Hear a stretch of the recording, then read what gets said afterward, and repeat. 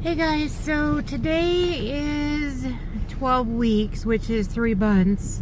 However, it's 83 days, and it is February 6th, I believe it is.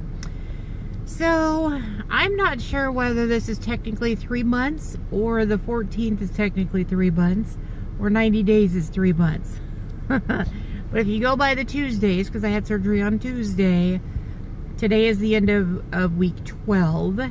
I am sitting at 252.2 pounds, I think it is, this morning. I haven't done my measurements. I will do that later today.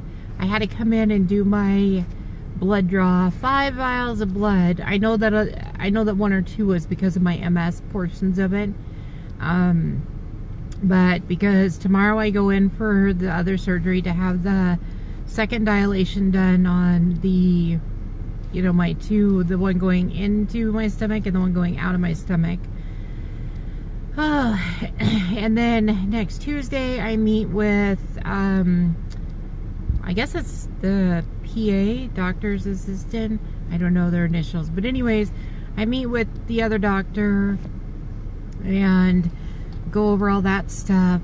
I have to wait a few minutes before I can take the rest of my meds because I'm on levothyroxine for my thyroids, and I can't eat or drink anything for at least 15 minutes. I usually do vitamin D and then I'll wait 15 minutes and then eat. So this is going to be a fun morning because I'm out and about. And it snowed big time. Sorry. It snowed big time. So we'll see how it all goes. So I'm down a total of like 87.5 pounds or something like that. 54 pounds. 6 to 2 is 4, yep. 54 pounds since surgery.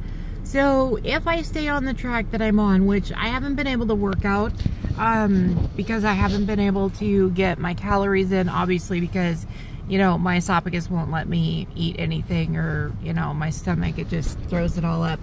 I'm still doing the shakes. I'm doing applesauce, but applesauce still takes a while to process because it's thicker. I did have a ½ an ounce of tilapia, and that didn't come back up, but I also had it with green beans, the Gerber baby food green beans, which is really moist and smooth. So I would have a bite of the fish, and then I'd have a ½ a spoonful of the green beans to help, give it some moisture and some down stuff. So, I don't know, we'll see. Hopefully this procedure tomorrow is it, and I don't have to go back in, and, I'm able to, like eat stuff and whatnot. That's kind of what I'm hoping right now, because I really want to be able to eat. I was able to have some wine. I had a really, really, really bad headache from the wine, even while I was drinking it. And previous to the surgery, if I had more than 1 glass of wine, I would get a really bad headache. So I don't necessarily think that wine agrees with me.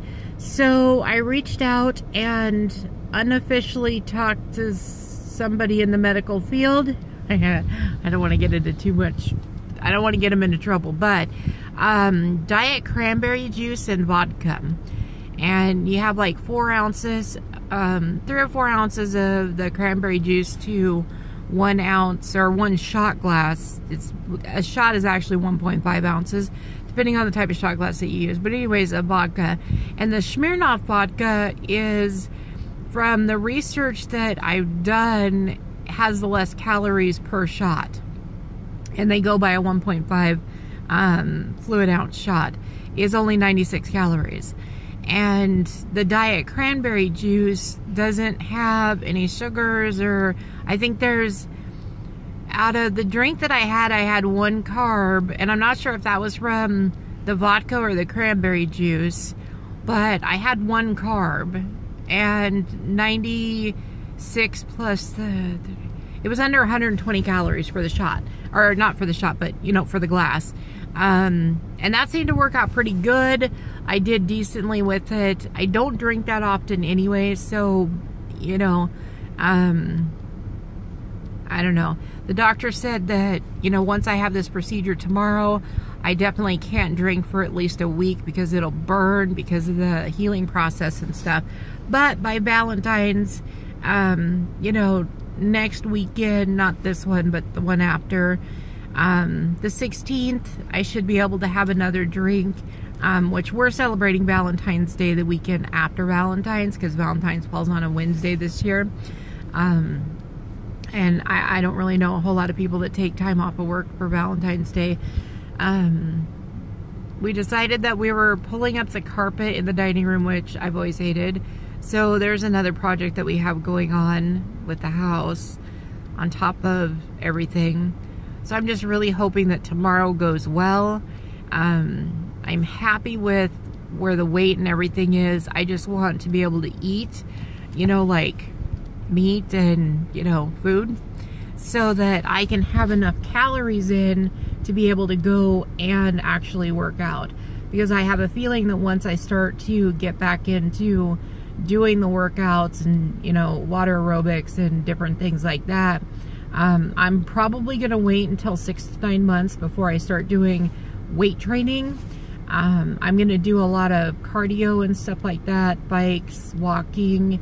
I'll probably do some stuff with weights and some yoga, but I'm not going to go in and try and build muscle until at least around 9 months, probably 6 months to 9 months, simply because I want to make sure that I get as much of the fat process off as possible, instead of just turning certain stuff. I don't know. I just have a reason for doing it, and it may or may not be right, but with the MS and everything else, it's just better for me to get my cardio up, get my muscles toned, and, you know, where they need to be.